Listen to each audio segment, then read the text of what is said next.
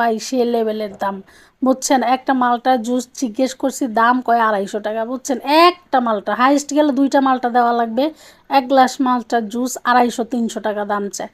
তো কী করবো, করার কিচ্ছু নেই গা, এত দূরে এখানে মানে রেস্টুরেন্ট, 2টা রেস্টুরেন্ট ছাড়া আর কোনো রেস্টুরেন্টও নাই গা। তো এই ব্রিজটা মানে সরি, এই যে রেস্টুরেন্টটা কিন্তু অনেক ভালো লাগছে আমার কাছে, অনেক পছন্দ হয়েছে, এই জন্য আমি ফুললি এটা ভিডিও করে আপনাদেরকে দেখানোর চেষ্টা করলাম। তো এই যেটা দেখতেছেন, এটা হচ্ছে ঘর দিয়ে বানাই থুয়ে দিছে লাভ। এই লাভটা কত সুন্দর, এখানে আপনারা ফটোশ্যুট করতে পারবেন বা ভিডিও করতে পারবেন।